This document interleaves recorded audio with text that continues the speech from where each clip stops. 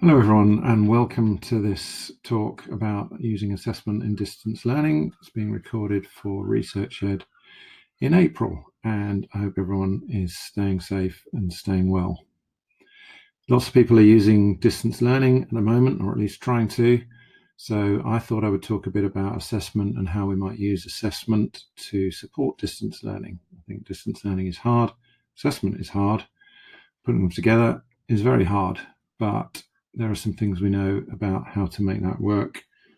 And so I thought I would share that with you. I think when you're not in a classroom with students, knowing what's in their heads is even harder than it is when you are in a classroom, and assessment can help you to have some insights into that. So this was going to be a shared joint talk with my colleague Stuart Keim, and unfortunately we couldn't quite work out how to get Loom to work with both of us doing it. So I think we've ended up with it being two slightly different talks. I'm going to talk about the first two of these things, retrieval practice and a bit about feedback. And then Stuart's going to talk about multiple choice questions and some of the other resources that we think people might be interested to have a look at.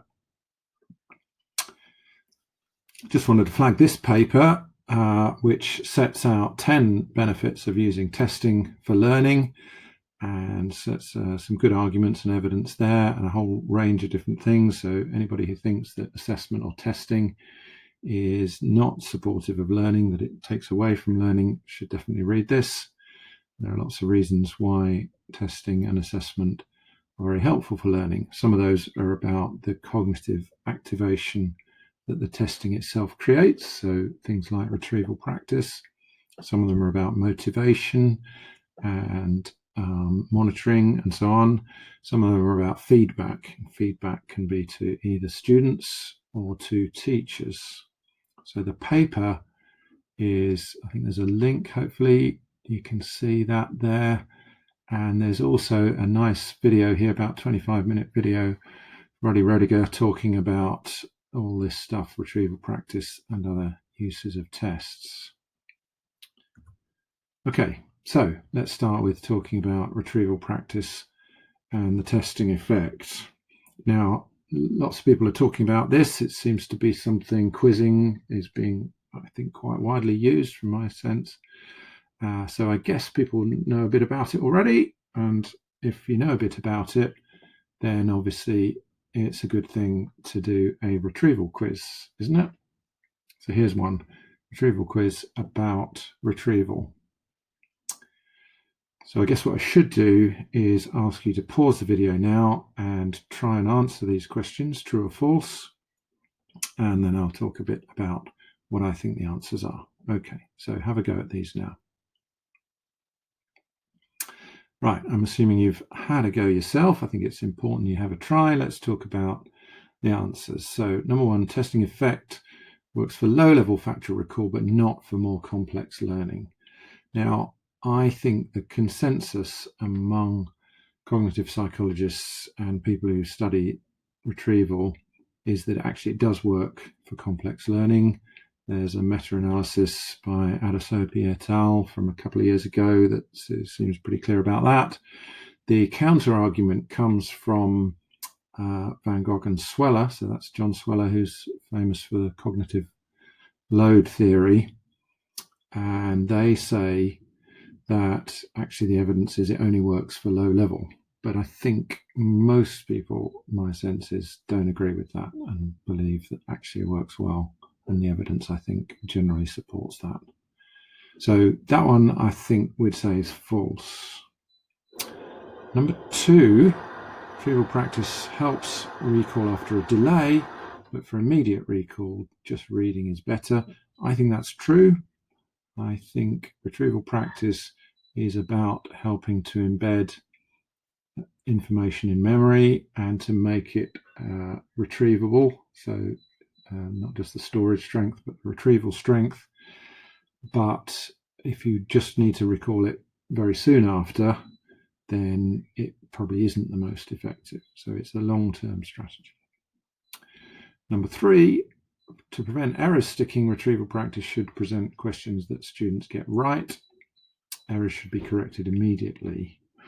Now, again, there's a view here about error-free learning, that making errors is bad when students are learning because they remember those errors.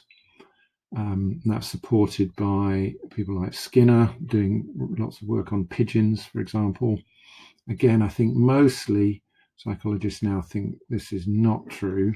I think it is right that we should correct errors, and correcting them as soon as possible is generally good, but actually making errors isn't necessarily a bad thing. In fact, it may be important to make errors, and when feedback on retrieval practice or anything else tells you that you made an error, it actually may have more benefit for learning. So I think that one is probably false, although partly true. Number 4, attempts to retrieve can help learning even if they're unsuccessful. I think this is true. I think part of the attempt to retrieve is about searching through different bits of knowledge that are connected and ideas that are similar to the one that you're trying to access, and therefore attempting to retrieve can provoke the kinds of thinking that actually helps students to make sense of ideas. It can also help them to know that there's something they didn't understand, and that might provide motivation for them to go and look that up. So I think that one's true. And the final one, generation of answers works better than just recognition, multiple choice. Some evidence, I think, to say that that is true.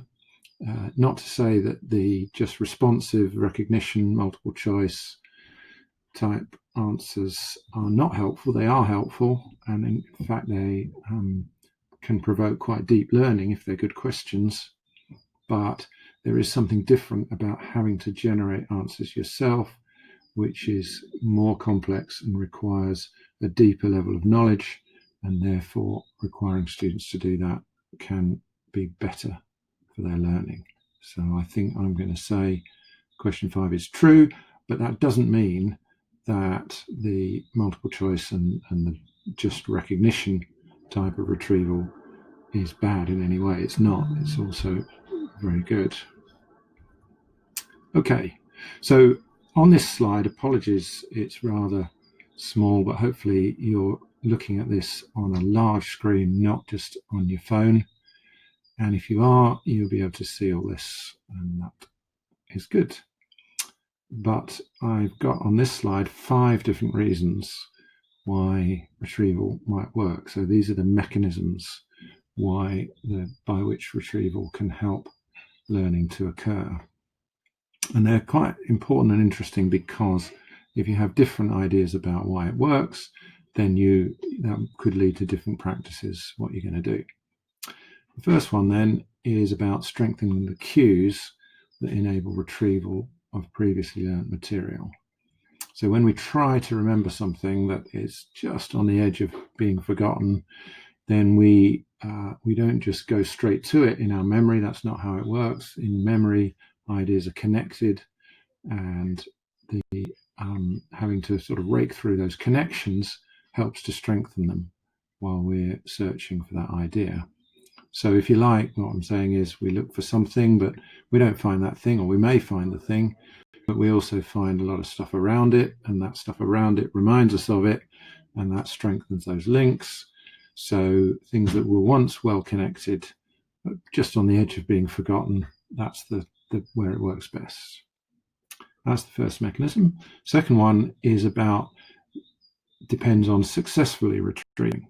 So this is like the idea of treading down a path through a forest or something like that, that when you every time you walk that path, you make it a bit clearer. So every time you retrieve a memory, then you make that memory a bit easier to find again. So that implication of that mechanism is that we want people to succeed in their retrieval attempt. So get them to remember things that are not too hard for them. The third one is about the thinking and the generation of ideas that occurs when people try to search for something that's in their memory, And this is actually about creating connections and strengthening existing connections so that the idea that we're looking for becomes better connected, more flexible, better understood, more secure. So in general, if you like, having to think hard makes us have to try and make connections and try and explain ideas. If you ask people to explain, that builds their understanding. So the implication of that is that it's going to work best when it's really hard and requires hard thinking. The fourth one is about the elaboration effect. So when we try to create answers to questions, we have to consolidate our knowledge and we have to elaborate our thinking. In other words, we have to think about why and when is this true? What does it depend on? What are the interrelations between different factors? And by requiring us to think about those things, we strengthen our understanding, becomes more flexible, more secure. So this is the idea that when you try and explain something, you start to understand it more fully. And the implication of that would be that retrieval is going to work best when it requires active construction rather than recognition. So that goes back to the previous question about that. The fifth mechanism here, obviously there's some overlap between these. I'm not sure that they're all completely different.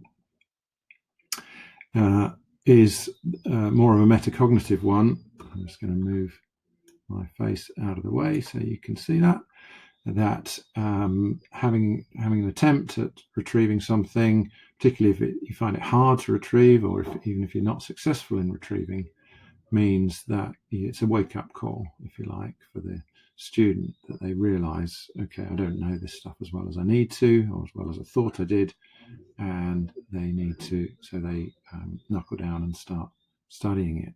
So the implication of that would be that if students realize they've forgotten stuff, then that's going to motivate them to do something about it. Now, I think, and I wrote a blog about this, which is on the EF website, which talked about a study that we're doing there on retrieval practice, or we were doing. It's unfortunately not happening anymore, to try and evaluate the impact of quizzing compared with other forms of discussion, using discussion to start a lesson. And the whole point really was to see whether all this theory about retrieval and all this evidence that comes from a lot of it from laboratories, but a lot of it from schools as well, does that translate into, if you like, simple guidance? Can we just say to people, do retrieval, and then expect it to work in their classrooms? And I set out a list of reasons why I think it might not just automatically apply.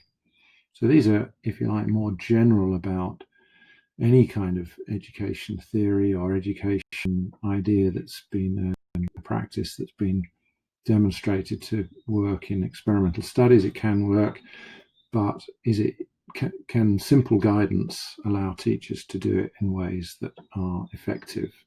And I think we don't really know the answer to that in general, and specifically in this case.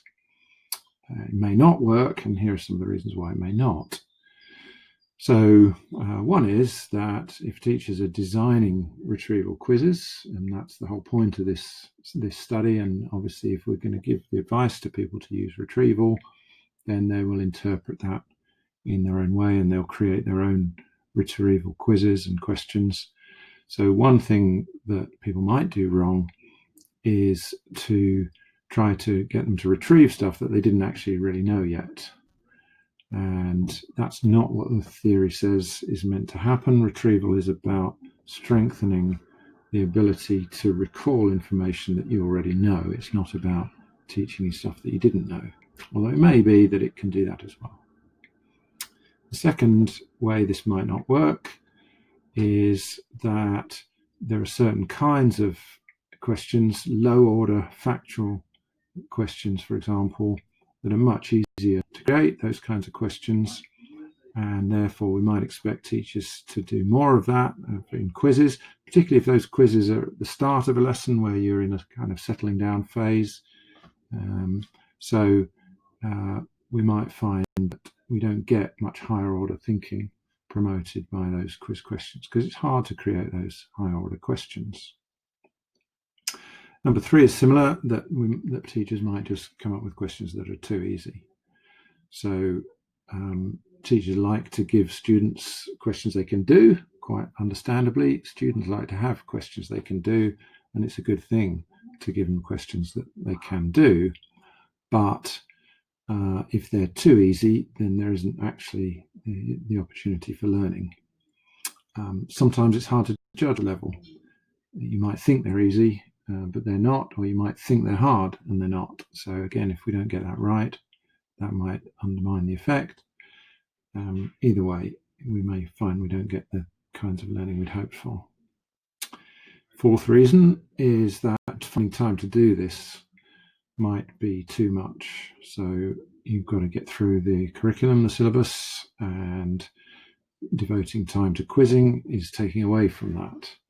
But you've also got to compile the quizzes, write the questions and put them together. And so that's extra work, and maybe teachers will find it's not worth it, or they just can't find the time to do it. Alternatively, number 5, they might give too much time to do it and effectively lose all the teaching time because they're spending so much time doing retrieval quizzes. You're certainly going to lose some teaching time. And the final reason I've got here, although I think it would be quite easy to generate a lot more reasons, is that the retrieval questions come too soon. So they haven't yet had a chance to be on the edge of forgetting. And so it's not really effortful to retrieve it because excuse me, it's relatively easily brought to mind. And so we won't see the benefits. Okay, so that's all I wanted to say about retrieval. I think retrieval is a powerful strategy. I think there's a lot of evidence to support it, and I think teachers should use it. I'm not saying at all they shouldn't, but I do think it's probably quite complex to get right, like most things in teaching. And certainly that's true of feedback, which is something that people talk a lot about, and I'm going to talk about now. So what do we know about feedback? Well, again, I think it's important to think about the mechanisms that how does feedback work? How does this is about giving students feedback. How is it, if we give students feedback, how does that help them to learn? Because feedback is held to be, and shown by research to be, one of the most powerful strategies we've got. And if we understand how it works and why it works, then we're much more likely to be able to harness that in our own teaching. So I think there are probably 4 different mechanisms here. And I'm very much drawing on work by, for example, Hattie and Timperley, The Power of Feedback, also Kluger and Denise's meta-analysis of feedback interventions, goal-setting theory, which comes from Locke and Latham, and Dweck's ideas about, which most people understand about mindsets, growth mindset, but really is about motivation and attributions, I think. Okay, so reason number 1, or mechanism number 1, is that feedback draws attention to particular types of goals. In other words, learning goals, what are we trying to understand and learn and do? And if we get feedback about particular things, then it tells us that those things are important. And one of the key messages here is that different types of goals may be either productive or undermining to learning. So feedback about the task generally helps us with that task. It doesn't necessarily transfer to other tasks, although it can do, certainly if they're similar tasks. Feedback that's at the process level, which is really about the kind of strategies, is perhaps a bit more general and therefore a bit more generalizable. Feedback may also be at a metacognitive level. So, in other words, about helps us to understand metacognitive processes of monitoring and self-regulation, but it may also be to the level of the self, about self-worth. So if it focuses our attention on self-worth goals, protecting our own sense of feeling that we're doing well, or that we're worthwhile, then that probably undermines learning, or can do. Number 2, feedback draws attention to the gap between actual and desired. The where am I going, how am I going, these are from Hattie and Timperley, by the way. So they say the first one tells you where you're going, it's about the goals. Second one tells you about how you're doing in relation to those goals. And there's a lot of good evidence about how goals that are challenging, if they're accepted, and if students feel a sense of agency, self-efficacy, then these goals can promote greater effort and strategy generation. So this isn't just about working harder, but it is also about working smarter and doing better. And so there's good evidence about that. And that's at odds with what people sometimes say about feedback needs to tell you what to do, because not all feedback does need to tell you what to do. I don't think feedback needs to tell you that you need to do something, and then students can work out to some extent what it is they need to do. They can develop their own strategies. Not always, and not all students in a case. It depends on a whole lot of things, but sometimes they can. And the third one, let's move out of the way, is about where to next, and feedback indicating productive next steps. And this is the very specific, actionable feedback that tells you what to do. And if what it tells you to do is responsive to what you need to learn next and appropriate to wider learning goals, then that leads to greater learning. And the last one is about attribution. So when we give feedback, there are messages in that feedback about, or that learners may infer messages in that feedback about why they did well or why they did badly. And I think what we know about that is that if the attributions are to things they can control or believe they can control, like the amount of effort they put in or the particular strategies, then those are more adaptive for learning, lead to better outcomes than if they think it's because of things they can't control, ability, luck, or lack of support or resources. And I have got here some just little nuggets of practical wisdom. At least I hope they're practical and I hope they're wise, that I think people could bear in mind when they think about feedback. Let me just move myself out of the way again. So one thing, this is really borrowing from a few people have said this, including Dylan William, for example, that feedback should aim to improve the learner, not the task. But having said that, Hattie says feedback should focus on the task, not the learner. So how do we reconcile that? Well, feedback should focus on making the learner better at doing something rather than on that task, but it should focus on similar kinds of tasks. So if we think in practical terms, think about improving the next time the student does a task rather than trying to improve that one. So they have to be able to apply that knowledge to do another example. Second one there, if you give feedback, get feedback on the feedback. So what that means is you give a student a piece of feedback to do something or to change the way they are doing something, to tackle a similar task, but to think differently or use a different strategy or a different approach or do it in a different way. You need to check that they then do actually that. That's what I mean by getting back on the feedback. So if that student then doesn't use that advice when they next have a task to do that's similar, then your feedback hasn't worked. And that feedback on the feedback tells you it hasn't worked, and then you keep trying a different way of explaining it. But quite often I think teachers give feedback and the students don't really understand what it is they need to do differently, so they don't do it differently, so the feedback hasn't worked. Whereas if you do get feedback on the feedback, then you'll see that they haven't understood it, and you'll be able to think of another way of doing it. For example, a different way of presenting the same advice, and you just keep going until you actually do see them doing it. And again, you could even say, as well as getting feedback on the feedback, giving feedback to the student about how well they're responding to your feedback. So if they are responding and doing it the way you've suggested they improve, then not only are you seeing that, but you're also telling them, yes, that's exactly what I meant. That's much better. Okay, thirdly, feedback is not a substitute for instruction.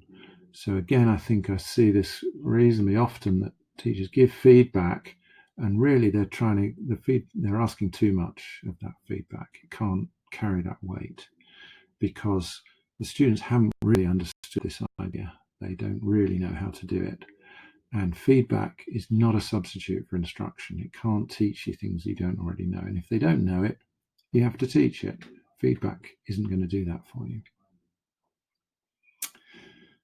Fourthly, good feedback is about hitting the sweet spot between challenge and competence. So you need to make things challenging, but not too challenging, not so challenging that the student can't do it.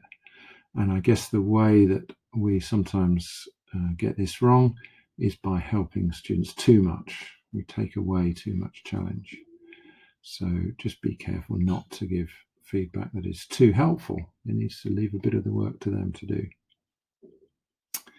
And finally, just remember when you're giving feedback that it's not just about the task, but the motivational aspects of that do also really matter.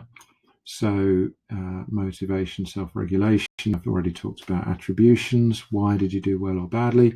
But feedback can also convey expectations. So if you say to a student, yeah, that's really good, but you can do much better, then you're conveying a high expectation for what you want them to do in the future.